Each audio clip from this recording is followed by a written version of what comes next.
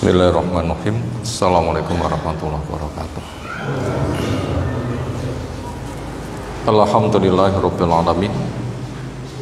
Alladzi arsala rasulahu bil huda wa dinil haq liyudhhirahu 'alad dini kullih. Wa kafaa billahi syahida. Wa asyhadu an la ilaha illallah wahdahu la syarikalah. Wa asyhadu anna Muhammadan abduhu wa rasuluh. Allahumma salli ala Muhammad wa ala alihi wa ashabihi wa man tabi'ahum bi ihsanin ila yaumiddin. Ya ayyuhan nas ittaqu rabbakum alladzi khalaqakum min nafsin wahidah wa khalaqa minha zawjaha wa bassa minhuma rijalan katsiran wa nisaa'a wattaqullaha alladzi tasaaluna bihi wal arham innallaha kana 'alaikum raqiba. Wa ba'd, fa inna astaqal hadisi kitabullah wa khairal hadyi hadi Muhammadin sallallahu alaihi wasallam. Syarrul umuri muhdatsatuha fa inna kulla muhdatsatin bid'ah wa kulla bid'atin dhalalah wa kulla dhalalatin finnar.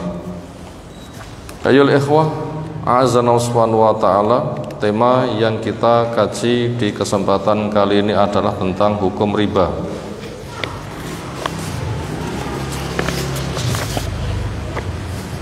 Kenapa kita angkat? Karena transaksi riba ada di mana-mana. Kadang terkesan seolah orang tidak bisa luput darinya atau terdampak.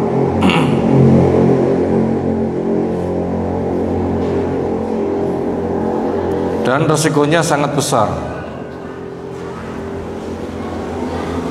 Adapun tujuannya supaya kita mendapatkan keberkahan dari harta kita. Karena harta di dalam kehidupan itu bagaikan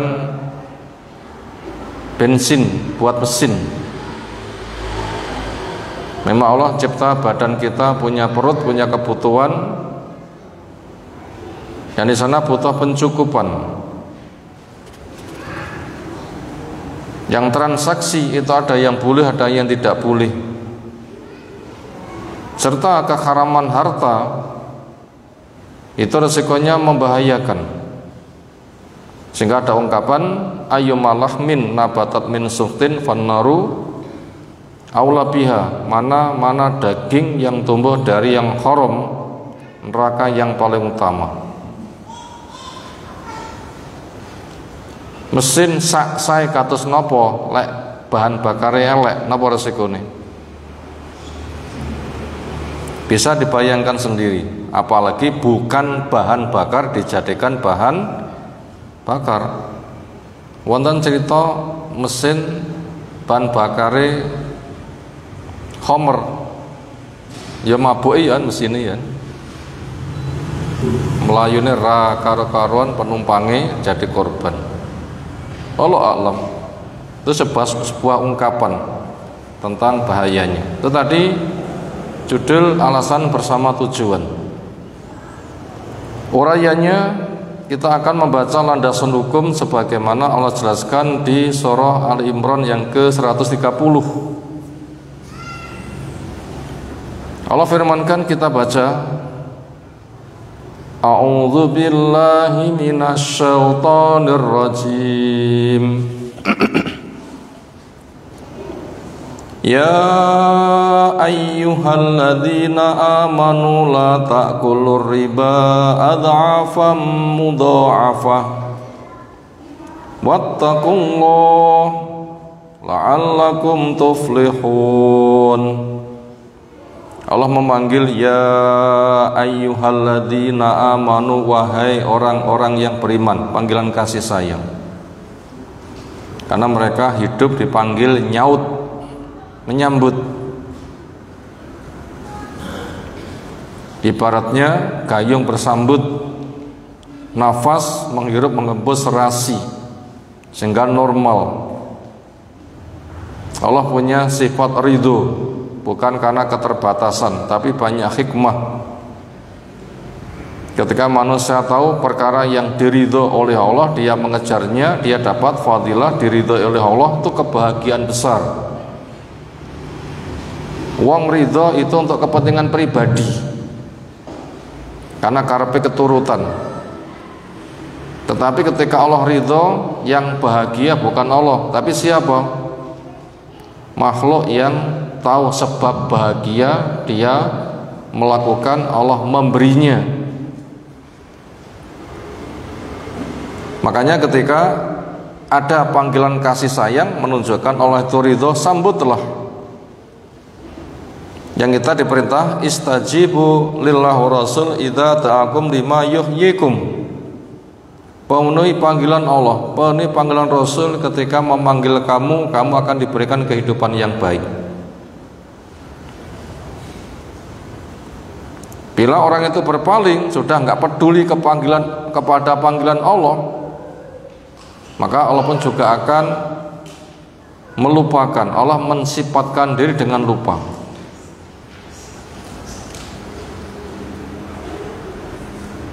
Inna nasinakum, sesungguhnya kami melupakan kamu. Tentunya akan rugi kepada orang yang melupakan, karena akan dilupakan. Lupanya manusia gak kelingan, lupanya Allah bukan begitu. Allah yang jelas nggak pernah lupa. Tetapi ketika Allah melupakan, ini merupakan hikmah yang manusia supaya mengambil pelajaran.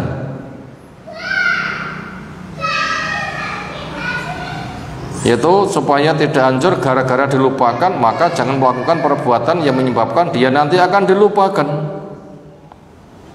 Makanya ketika dipanggil, sambutlah, nanti akan diberikan kehidupan yang baik. Orang beriman adalah orang yang percaya, yakin tanpa keraguan.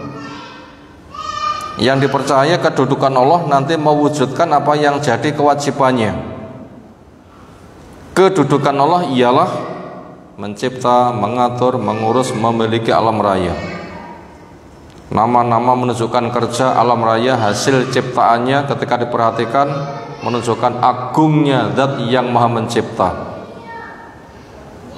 Apalagi manusia akan digiring di padang mahsyar dalam keadaan nggak bersandal, nggak berkhitan, nggak berkain, pisah dari semuanya. 50.000 tahun matahari dekat. Allah satu-satunya raja. Dikala itu manusia butuh dan butuh. Maka setelah mengakui keagungan Allah, manusia akan digiring. Karena punya butuh, nggak bisa menyelesaikan, sambate kepada Allah, sehingga penghambaannya semata kepada Allah saja. Allah yang disembah, cara Allah yang dipakai, rahmatnya yang diharapkan. Itu tadi mengakui kedudukan Allah. Apa kewajibannya? Kewajibannya meyakini dengan pasti tanpa ragu, mengikrarkan pakai lisannya, mewujudkan dengan ketaatannya. Iman bisa bertambah, makanya tambahi dengan ilmu, ketaatan yang ikhlas, lingkungan yang baik, dan iman bisa turun, maka jauhi dari penurunnya, malas, lemah semangat, dosa, lingkungan yang jelek, teman yang jelek, nah itu jauhi. Allah memanggil mereka penuh dengan proyek. Bila kebaikan diberitahu, mereka bisa meraih. Bila itu kejelekan, mereka bisa lari, akhirnya selamat. Di sini apa proyek yang Allah berikan? Haramnya riba, apapun bentuknya, dan haramnya memanfaatkan dari hasil riba, makan kebutuhan manfaat yang paling besar manusia pada dunianya. Dan perintah untuk bertakwa karena kunci kesuksesan. Itu proyeknya.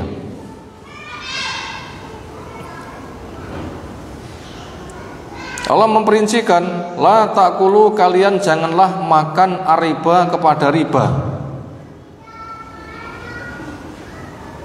Yang dilarang itu makan atau juga intifa, menggunakan manfaat yang lain. Semuanya. Kenapa menggunakan bahasa makan? Karena kebutuhan manusia pada dunianya yang paling gede nopo? Makan. Ibaratnya kecekel tambangi sapine katut. Butuh manusia yang paling utama makan liyane apa? Banyak. Dan semuanya haram didapatkan dari hasil riba. Sehingga tidak makan saja, tapi semuanya. Riba itu maksudnya dari kata roba yarbu. Mana bahasa berkembang, mongkrok. Lah ibu-ibu masak, sing dimasak mongkrok, napa nami masakan niku? Apem, mongkrok nggih apem nggih. Napa malih? Tukang gawe roti niku vernipane dadi pengembang kabeh mongkrok ngoten nggih. Tanah sing kering keguyur hujan niku nggih mengembang nggih mongkrok. Itu makna bahasa riba itu adalah berkembang. Istilah yang lain bunga, uang administrasi, uang antisipasi ketika ada inflasi, uang lelah, uang terima kasih, uang jasa, uang pengikat hati. Napa malih kira-kira jenenge? Ya reno-reno niku mengke tiyang gawe jeneng, tetapi itu hakikatnya sama. Hakikatnya sama. Riba dibagi menjadi dua, ada yang riba nasi'ah, ada yang riba fadl. Riba fadl maknanya mengembangkan benda dengan memberikan kelebihan dari transaksi benda-benda ribawi yang bertransaksi langsung. Kita butuh mengenal benda-benda ribawi niku nopo? Ada emas, ada perak, ada bahan makan dicontohkan kurma, tepung gandum, biji gandum. Nanti beras masuk di dalam contoh-contoh pengembangan berikutnya. Bahan makan yang lain namanya to'am, bahan makan. Kemudian garam. Namanya riba fadl ketika terjadi tukar menukar dari benda yang sama. Kurma karo kurma, beras kalih beras, tepung gandum kalih tepung gandum, biji gandum kalih biji gandum, emas dengan emas, perak dengan perak, rupiah kalih rupiah, garam kalih garam, termasuk gula kalih gula. Gula termasuk mboten kira-kira? Termasuk to'am niku karbohidrat kelasnya padha kalih beras. Niku sing angsal ijol-ijolan beras sekilo kalih beras sekilo langsung. Niku mboten napa-napa. Beras sekilo kalih beras sekilo nyerahne esuk balekne sore, mboten angsal. Di sana ada potensi terjadi perubahan nilai. Beras sekilo kalih beras sekilo nambahi duit 1000. Bape berasnya gitu, 1000 niki riba. Nyedeki riyoyo 100.000 utuh kali 100.000 pecah, sing duwe jasa anyar pecah entuk uang terima kasih nopo 5.000, nopo 10.000, kadang 20.000. Sama, itu riba. Emas sak gram oleh emas sak gram kudu podo dan kontan. Ketika ada selisih, mungkin atas nama uang cetak dan macam-macam, ada penambahan, itu namanya riba.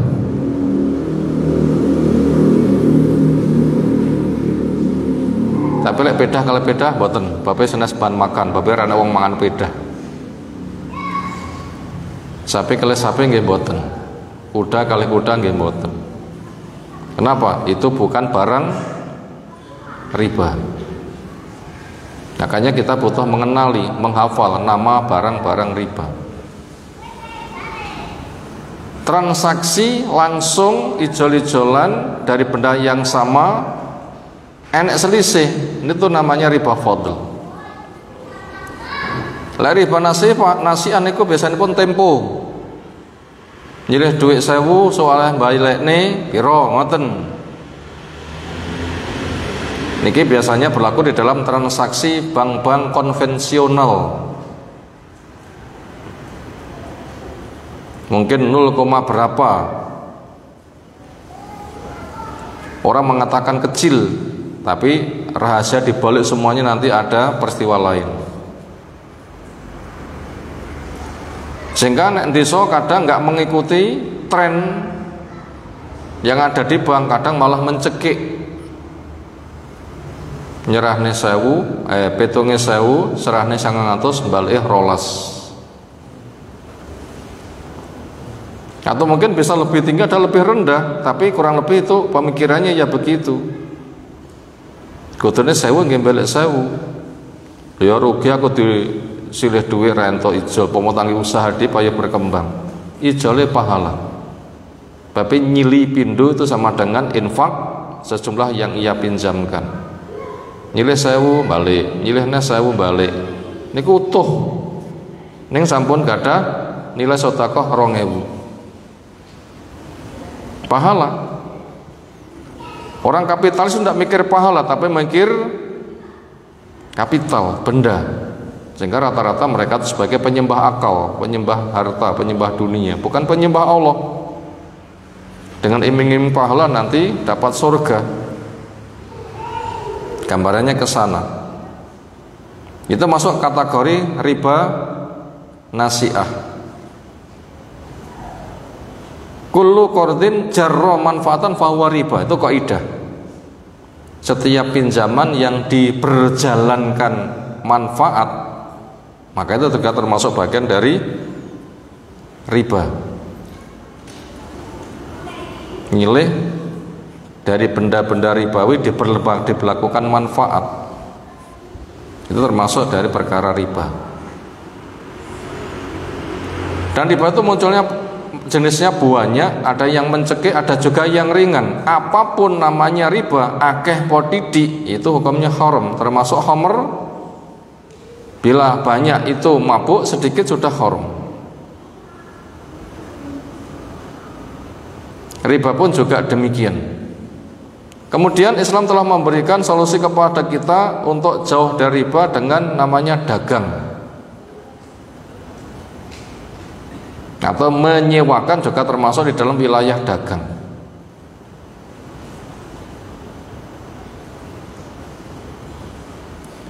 Tapi mboten nyewakne duit lho nggih. Mboten nyewakne benda-benda ribawi. Tapi nyewakne barang yang pancen kena disewakne. Nyewakne jasa. Nyewakne kendaraan. Sedina piro dan sebagainya. Mengambil untung lewat dagang boleh, belonjone 1000 didol 1200 boleh. Tapi syaratnya sudah dimiliki dan dipindah. Nggak perlu belonjone 1000 didol 2000. Nggak perlu belonjone 1000 didol 10.000. Napa belonjone 1000 atau 10.000? Dom ngoten nggih. Wakeh nih kebadinan, tapi nggih payune nggih suwi. Pomo kepayon sitok itu wis mewakili blonjoni, turane kena nggih sedekah. Lek payu ya berarti untuk badi.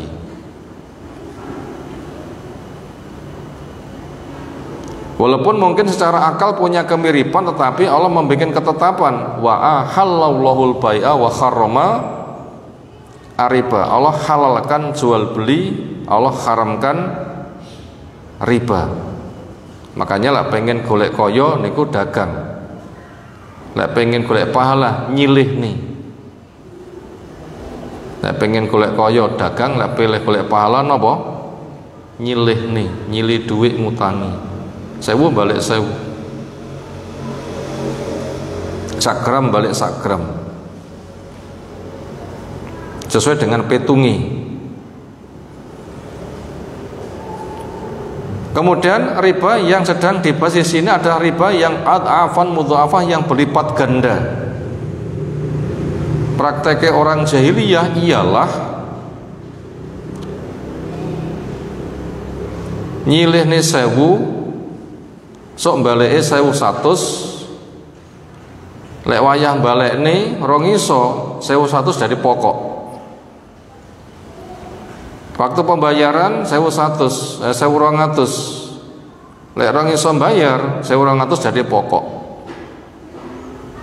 Lek disilih neh sok wayah bayar 1.300, rong iso bayar 1.300 dari pokok. Kira-kira 10 tahun malah utangnya 2 kali lipat, atau bahkan ada yang lebih cepat lagi. Bab kadang uangnya lek butuh terserah engko diwehi kon bayar piro manut, diserahne 900 sok bayar 1.200 ngono ki manut.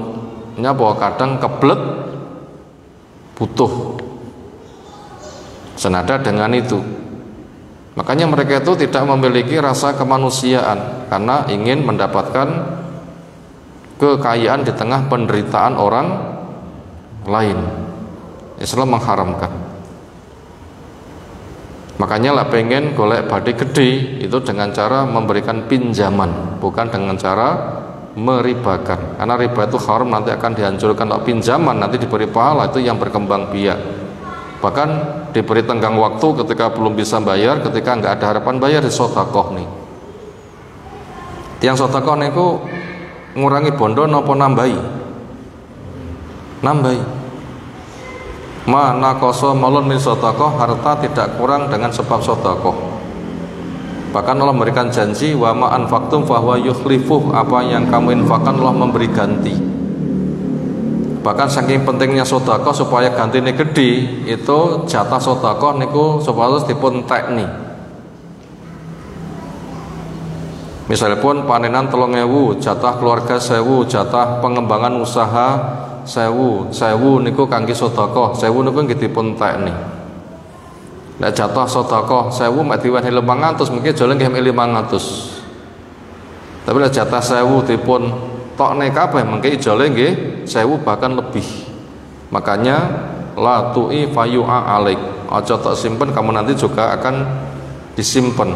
Wayah diwehne bapak nyimpen ya ora sida, ganti disimpen. Dan Nabi SAW itu ketika sedekah memang tek. Setelah kepentingan pribadi keluarga untuk jangka waktu misal 1 bulan atau setahun masih ada sisa, sedekah ini habis. Apabila masih ada sisa memang untuk bayar utang. Nah begitu. Dan kenyataannya tidak pernah kosong dari dana. Kenapa? Mengalir kayak filsafate banyu. Lek diciduk, begitu gayung dipun angkat, permukaannya langsung lurus napa kados lemah dipacul jeglong. Wonten banyu diciduk jeglong. Lek lemah dipacul jeglong ngoten nggih. Tapi banyu langsung lurus. Nah itu pakai sistem itu memudahkan pemahaman. Itu janji Allah, apapun yang kamu infakkan Allah nggak memberi ganti. Lek banyu diciduk mengke nggih rada surut, tapi lek infak itu tidak surut. Maka coba bisa lihat, termasuk sesuatu yang diberkahi air zam-zam.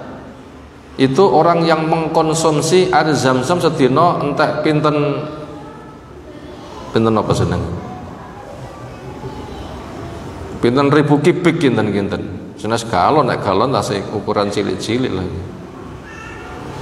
Kenyataannya sat mboten.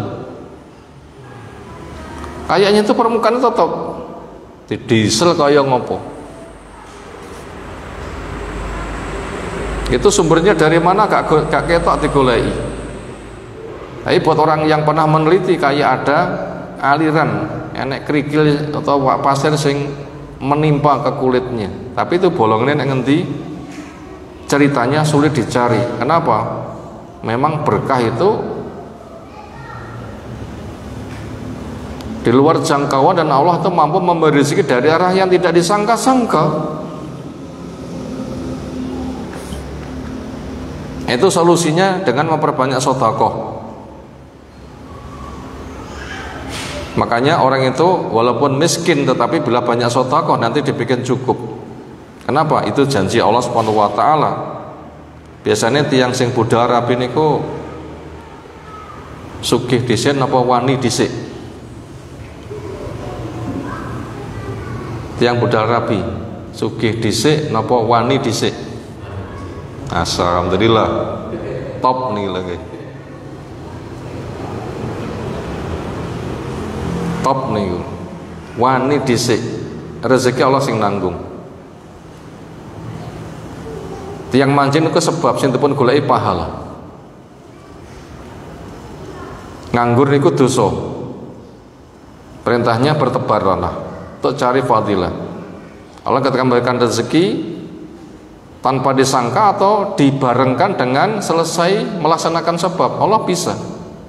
Tapi semua itu adalah pemberian dari Allah, Allah yang menjamin. Makanya naik kakuan putra siap rabi rasa dientai lah, mancing rong iso wani rabi engko anake wong tok ingoni opo. Coba sing ngingoni dhisik, kaya anake dhewe mosok kon ngingoni tanggane. Ya perlu wani rabi le antun. Ya gitu saja. Wani nawani nggih, wani ngingoni ngoten nggih. Ini kok amal soleh. Sebatas amal soleh, nanti Allah yang mencukupi semuanya. Tadi contoh riba yang berlipat ganda. Kemudian di ayat yang lain, semua riba lipat ganda atau tidak lipat ganda itu harus mandek, karena Allah menyebutkan wazaru ma baqiya minar riba, dan tinggalkan semua dari macam sisa-sisa riba, apapun modelnya, banyak atau sedikit, lipat ganda atau tidak, karena ini sudah mencakup semuanya. Maka Allah berpesan wattaqullaha la'allakum tuflihun, takwalah kepada Allah, jaga dirimu jangan sampai kamu kena murka siksa Allah. Makanya kenali hukum, jalan surga kerjakan penuh harap, jalan neraka tinggalkan dengan penuh waspada. La'allakum tuflihun, dijamin kalian pasti akan beruntung. Kita baca sebagian pensyarahannya. Setelah itu nanti kita akan masuk kepada rangkuman.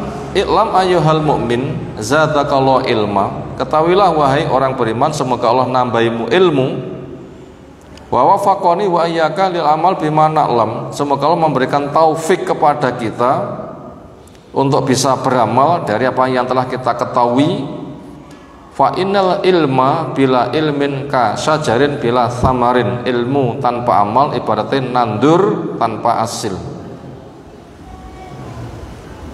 Wa radhiyallahu an Ali bin Abi Thalib itqala, semoga Allah meridai kepada Ali bin Abi Thalib, di mana mengatakan al ilmu yahtafu bil amal fa in ajabahu wa ila irtahala.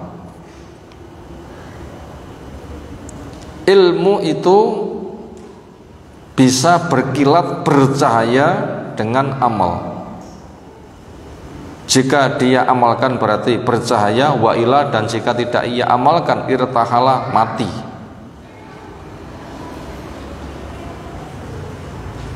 Atas ilmu niku ibaratnya kados instalasi listrik, lihat diamal dicelekne biar nek dipun celekne bangga mati. Makanya ilmu dengan amal itu harus gandeng. Dan ilmu dikatakan ilmu memang seperti itu. Wa in qulta li madza a'lamu, bila kamu tanya kepadaku apa yang butuh kita ketahui, qultulak, akan saya katakan i'lam adima akli dzambi akli riba. Di antara yang kamu suka ketahui adalah kamu wajib tahu tentang gedene dosa pemakan riba. Wahdharhu, dan waspadalah. Kenapa? Fa inna Allah ta'ala ma tawa'ada ahlal iman bi adzabin nar kama tawa'ada akila riba. Karena Allah tidak pernah mengancam kepada orang beriman yang melakukan dosa sebagaimana Allah mengancam ngerinya kepada pemakan riba. Podo-podo ancaman, ning ancaman datang pemakan riba niku luwih ngidap-ngidabi, luwih dahsyat. Itqala ta'ala, sekarang kita buktikan. Wa halallahu wa harrama riba. Allah halalkan jual beli, Allah haramkan riba. Faman ja'ahu mau'izatun mirabi fanta falu masalaf wa amru ilallah. Barang siapa yang datang kepada dia nasihat dari Allah, ribanya berhenti, sing dhisik ya dhisik, urusannya kepada Allah.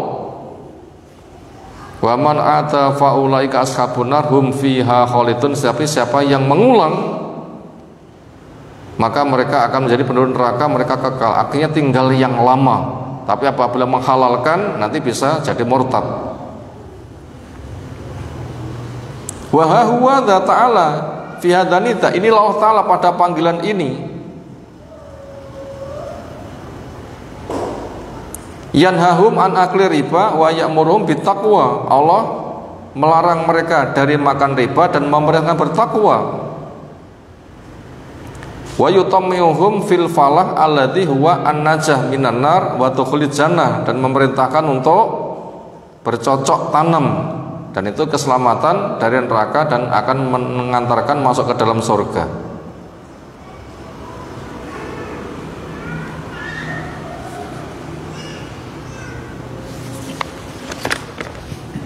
Itu tadi ancaman yang amat sangat mengerikan buat pelaku pemakan riba. Berikutnya seolah kita akan membaca hadis-hadis yang menceritakan tentang hal itu.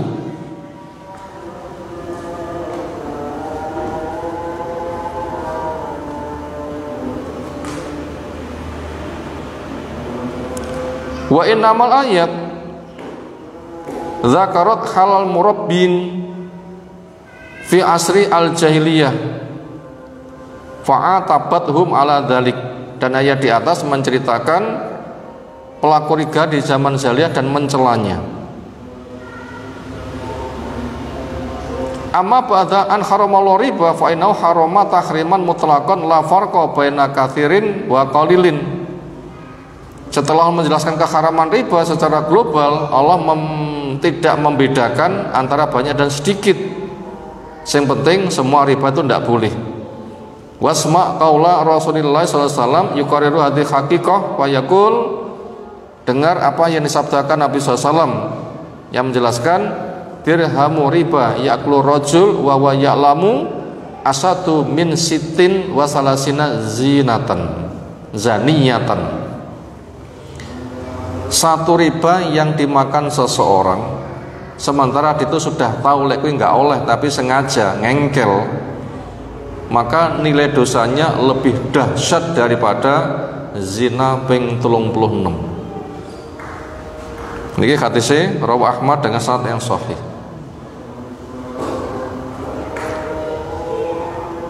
Satu dirham niku ungkapan duit cilik wonten Arab. Lek kita sami kira-kira duit pun diarani duit, ning kelase cilik pinten. Mboten serepes, bape angel golek serepes niku. Nggih mboten 50 niku kelasnya ring. Bolonge ndamel ring.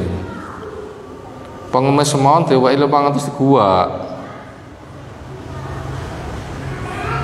Pinten kira-kira? Ya 1000 lah. sehingga wong cek gelem nyekel, tapi itu termasuk harga yang kecil. Wong cek gelem nyekel tapi termasuk barang sing cilik. Sengaja njipuk riba 1.000 rupiah misal, termasuk itu barang sing cilik. Itu nilai dosane luwih gede timbang zina ping 36. Cek mending ngerampok nih. Wah, lah ngono tak ngerampok ae. Ya mungkin dosane ngerampok luwih cilik tapi ngepekne niku sing gede malih mengke. Mungkin dosanya ngerampok itu bisa dimaafkan, tapi menyepelekan itu yang nggak bisa dimaafkan. Makanya bila ada sebuah pelarangan, enak gede, enak sing cilik, aku tak pilih sing iki mending, ya ndak bisa. Gak oleh titik, tinggal. Nah begitu. Sehingga kita nggak bisa memilih sing luwih cilik, tapi itu ada unsur meremehkan. Sebagaimana kisah orang ahli ibadah difitnah oleh seorang perempuan untuk diajak zina, ternyata tidak mau, lalu direkayasa, disambati, wong tuaku butuh bimbingan ketika sakit keras, akhirnya mau. Begitu teko omahe dikunci satu persatu pintunya karena berlapis-lapis. Ketika sudah jauh, ternyata dia diajak zina. Ketika nggak mau, lek gelem, sekarang pilihin. Apa aku tak njawrit, oh kabeh wong percaya karo aku, atau kamu bunuh anak itu, atau kamu zina dengan saya, atau kamu makan homer. Napa sing dikira paling cilik? Minum homer. Ternyata apa yang terjadi? Begitu mabuk, akhirnya zina. Kuatir konangan, anak dipateni, lo malah kena kabeh. Kenapa? Dosa merendahkan. Bukan dosa membunuh, bukan dosa zinanya. Merendahkan lebih gede daripada dosa zina. Nah begitu. Sak dirham lebih gede daripada zina ping 36. Kenapa? Karena itu meremehkan masalahnya. Itu dosa meremehkan itu yang paling bahaya. Dosa pemikirannya, dosa akidahnya. Zina termasuk media, tetapi pemikiran itu merupakan dasar. Ya tidak punya dasar, amoh kabeh. Omahe fondasine ngene ae, diremehkan. Dong dibangun, fondasine ra kuat, rusake pinten? Luwih kathah. Makanya mikir fondasi harus kuat. Nah begitu. Maka fondasi menghargai hukum itu harus kuat. Gak oleh mandek, aja nganti cilik. Nah ini fondasi rusak lah ngomong cilik. Paling tak wudone gogrok. Makanya dosa menyepelekan itu lebih gede daripada zina ping 36. Kenapa? Rusak akidah masalahnya. Nah begitu. Hadis yang lain, ariba salah satu wasabauna baban aisaruha ayang kiha arujul ummah. Cabangnya riba itu enek 73 pintu sing paling cilik, bagaikan seorang anak laki-laki menzinai ibunya. Naudzubillah min dzalik. Tadi dosa meremehkan. Kata tadi ayatnya, faman ja'ahu mau'idhatun mir rabbi fantaha. Sapa sing datang nasihat mandek, sudahlah. Tapi apabila ada mengulang, berarti meremehkan. Kalau gitu ora kena diomongi. Dosa meremehkan itu yang paling bahaya, itu rusak fondasi. Wa inna arba riba ardu rajul muslim, sesungguhnya riba yang paling gede adalah menodai kehormatan orang Islam. Pribadinya muslim berarti nodanya akan menodai diri sendiri. Kenapa? Jadi musuh Allah. Allah menyatakan perang. Yang dikatakan fa'dan, silahkan menyatakan perang dengan Allah Subhanahu wa ta'ala. Lalu hadis berikutnya pesan Nabi SAW, ijtanibu asba'al mubiqat, jauhi olehmu 7 perbuatan yang bisa meluluh lantakan, menghancurkan habis-habisan. Apa 7 itu? Ketika ditanya jawabnya asyirku billah wasihru, syirik jelas menghancurkan, sihir, punya khodam jin kerjasama untuk melakukan sihir, kelasnya juga syirik. Membunuh jiwa yang Allah haramkan kecuali dengan alasan yang benar. Alasan benar itu semisal, tapi ini waliul amri sing nandangi, bunuh balas bunuh, zina muhsan dirajam, pemberontak murtad bunuh, itu waliul amri yang melaksanakan. Selain daripada itu, kita jangan gampang masuk kepada alamnya nyawa. Kadang ngomong didik tak pateni, tidak boleh itu. Karena yang punya hak pelaku membunuh itu adalah waliul amri, bukan kewenangan masyarakat. Demikian juga pemakan riba, pemakan harta anak yatim, lari pada berkecamaunya perang, menuduh wanita baik-baik dengan tuduhan zina, semisal Bu Aisyah dituduh zina. Ini hadisnya adalah muttafaq alaih. Kita belum bisa menghabiskan membaca materi untuk apa isi berikutnya materi yang ada. Insya Allah kita masukkan di dalam rangkuman. Sekarang kita masuk ke dalam rangkuman. Nomor 1, riba itu haram, dosa besar, ancamannya super mengerikan. Titik.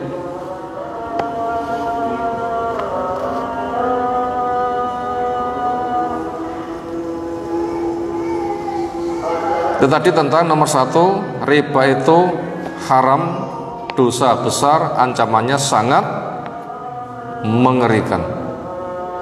Karena Allah menyatakan, kalau gitu kamu nggak mau mandek berarti nantang perang. Fa'dhanu biharbin minallah, silahkan umumkan perang dengan Allah. Ini menunjukkan dosa yang sangat besar. Bahkan ancaman riba dalam kubur nopo? Siapi sungai darah, dia berada di tengah, renang ke pinggir. Di tepi sana sudah ada yang nunggu bersama setumpuk batu. Begitu dia sudah sampai di pinggir, langsung dibuka mulut, disuapi, saking kuatnya suapan mencelat ke tengah. Niku suapan gaya napa nggih? Suapan gaya kungfu nggih kira-kira. Masa disuapi nganti iso mencolot ke tengah. Itu mengerikan riba itu. Makanya apabila hendak berangkat haji ya nglumpukne dhuwit wae, lah sekitar 300 juta nglumpuk ya daftar haji ngarep budal ngoten mawon, biar enggak ada sangkut paut dengan apa? Riba. Ini bayar saiki 50 juta, budalnya 30 tahun kas. Terus duitnya itu dikelola untuk apa saja selama itu? Kan memberikan pendanaan. Dan itu memang dimudahkan oleh mereka yang nalangi. Masuk kepada urusan pinjam meminjam. Makanya sing kadung ya istighfar saja, sing belum kumpulkan saja dana. Dene duwe ya boten ora duwe, ya memang Allah nggak mewajibkan kepada yang tidak mampu. Dan amal-amal yang pahalanya sak gede haji banyak kan. Napa amal sing pahalane sak gede haji? Bisa menika kita tandangi niki napa? Dan ngaji niki kan pahala kan sak gede haji to nggih. Juga punya nilai jihad dan fadilah-fadilah yang lain. Makanya sifatnya mek butuh pahala sak gede haji kathah. Ini kemurahan Allah Subhanahu wa ta'ala.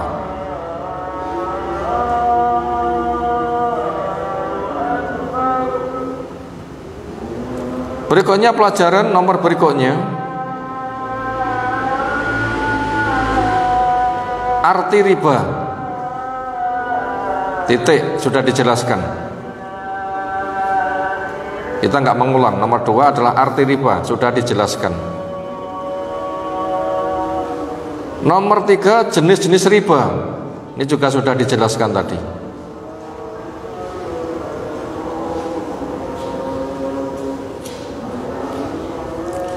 Nomor 4 benda-benda yang termasuk ribawi. Ini bisa dicatat, bisa lupa ini. Kenapa wow benda-benda yang termasuk benda-benda ribawi? 1 emas, 2 perak, 3 kurma, 4 tepung gandum, 5 biji gandum, 6 garam. Dan benda-benda lain yang bisa dikelompokkan, diklasifikasikan. Benda-benda lain yang bisa dikelompokkan. Kurma itu sebagai kut, bahan makan, ya benda-benda yang nanti kelasnya kelas itu. Nanti banyak. Duit termasuk kelas emas perak. Itu tadi merempat benda-benda ribawi.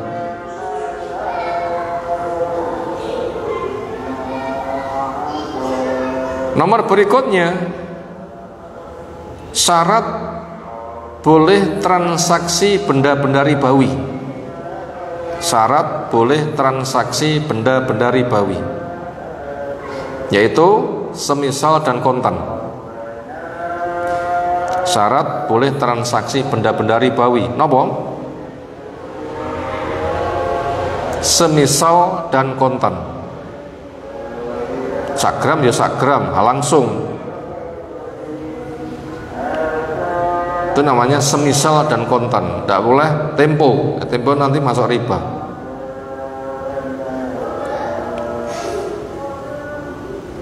Bila dua benda yang ditransaksikan beda jenis, boleh mengambil untung tapi kontan.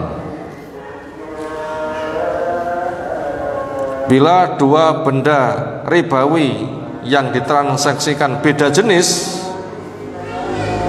boleh ngambil untung, neng syaratnya harus kontan.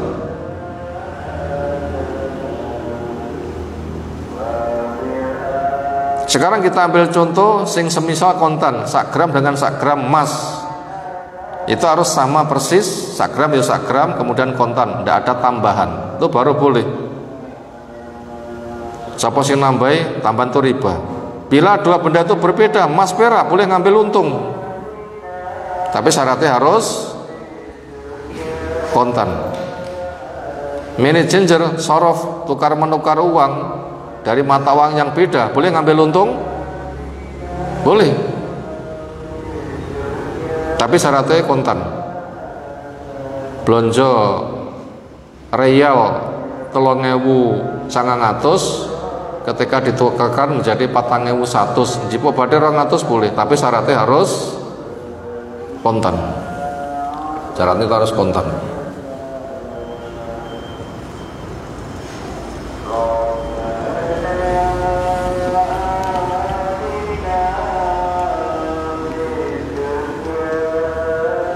Lalu nomor berikutnya, ketika diharamkan sesuatu sudah ada solusi. Nomor berikutnya, ketika diharamkan sesuatu sudah ada solusi, yaitu diharamkan riba, solusinya jual beli dan sedekah.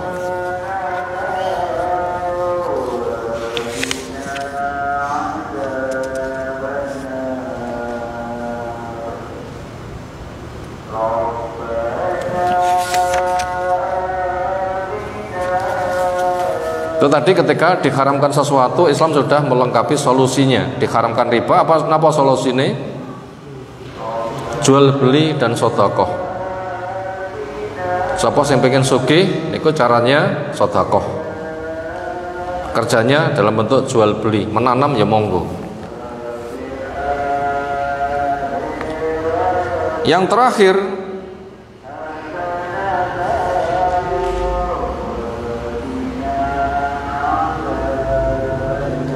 hikmah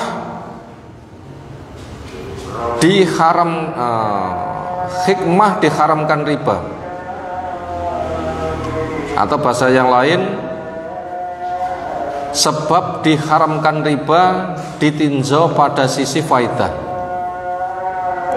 Sebab diharamkan riba ditinjau pada sisi faidah. Faidah riba diharamkan itu apa toh? Begitu maknanya. Atau bahasa simpelnya, apa sih faidah diharamkannya riba? Satu, menjaga harta agar tidak dimakan dengan cara haram. Ini faidah pertama. Menjaga harta agar tidak dimakan dengan cara yang haram.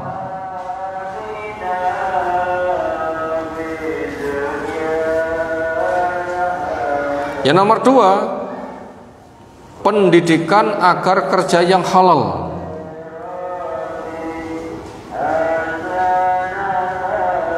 Yang nomor dua, pendidikan agar kerja yang halal. Yang nomor tiga, menutup peluang terjadinya permusuhan.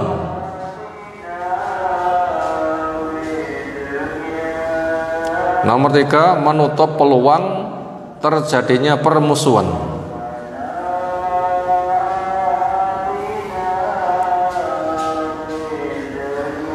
Nomor empat, membuka pintu kebaikan dengan saling bantu. Membuka pintu kebaikan dengan saling bantu, sehingga terwujud persaudaraan dan kasih sayang.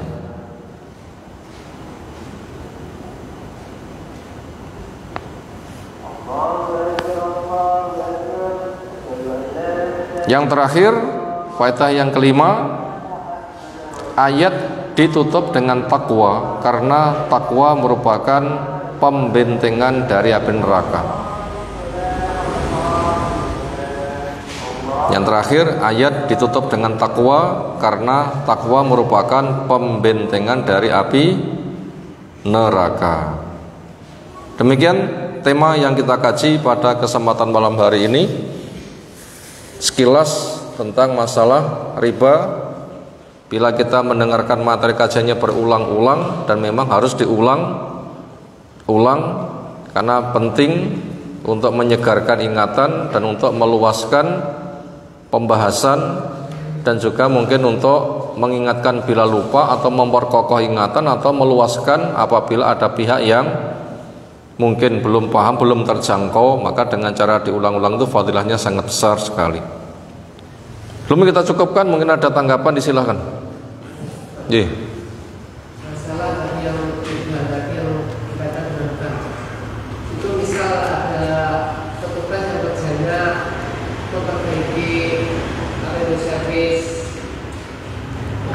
Atau servis ATM, apakah itu termasuk yang tidak diperbolehkan?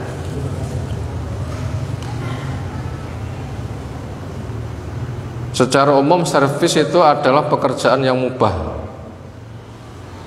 Karena AC itu fungsinya bukan melancarkan riba, tapi nyegerne awak.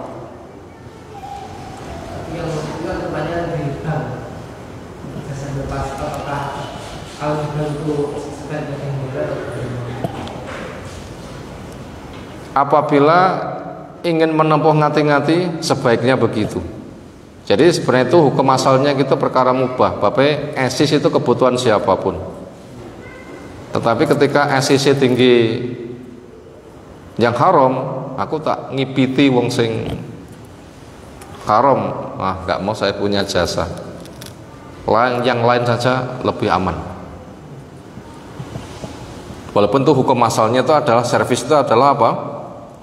Mubah, tapi kasusnya itu mencolok, itu dihindari.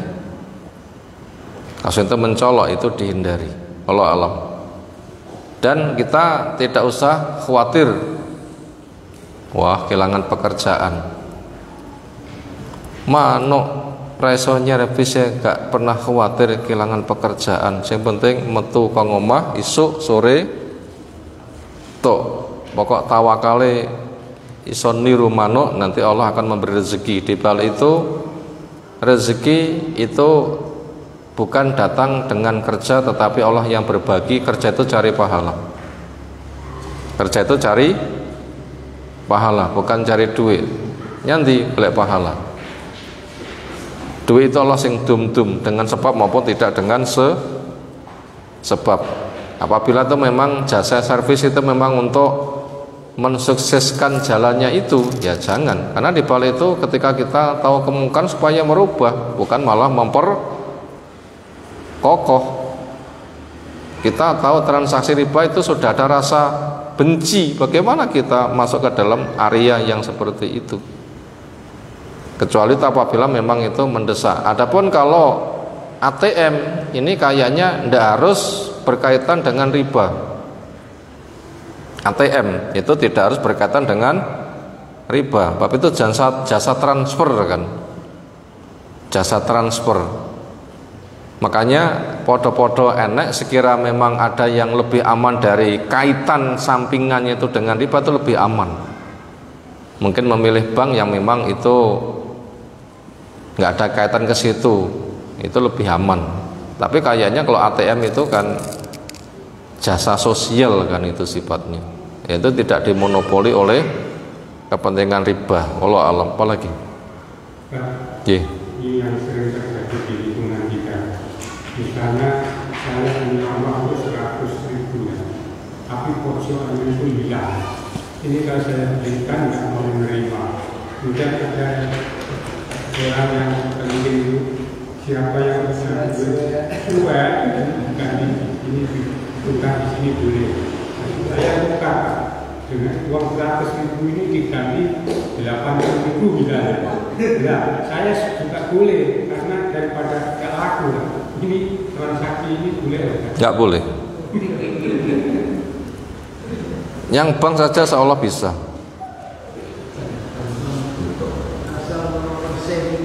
Nomor serinya ada.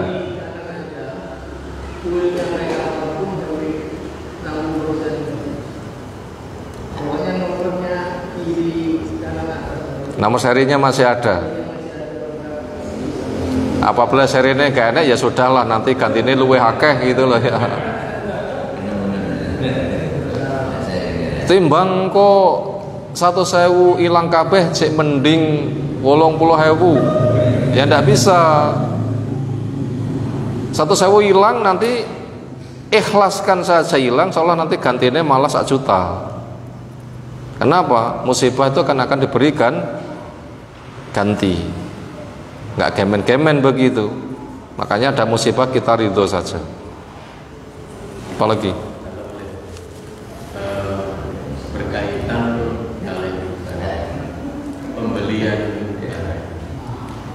atau kebutuhan makanan orang atau bebas, itu pembelian dalam jumlah yang besar, pembeliannya kontan, tapi ngambilnya itu dalam beberapa bulan di waktu barang naik.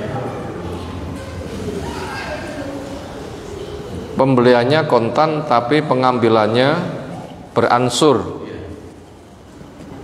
Ya boleh-boleh saja secara umum.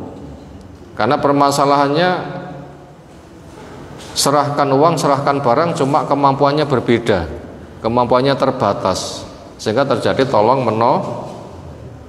menolong. Soalnya itu boleh-boleh saja.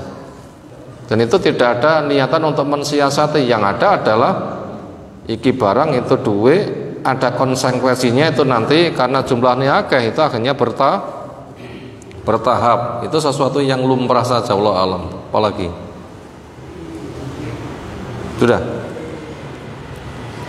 Tapi sekira itu bisa langsung dipindah seketika, ya itu lebih bagus. Kenapa? Gudang mereka segera kosong, segera dimanfaatkan. Tapi ketika mereka paham kan sudah dihitungkan dengan harga. Ini potensinya tidak bisa langsung kosong seketika. Ini akan difungsikan. Maka itu nanti kan mempengaruhi harga.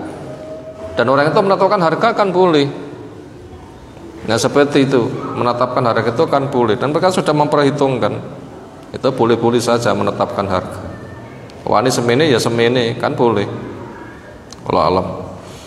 Demikian, subhanakallahumma bihamdika, asyhadu an la ilaha illa anta, astaghfiruka wa atubu ilaik. Assalamualaikum warahmatullahi wabarakatuh.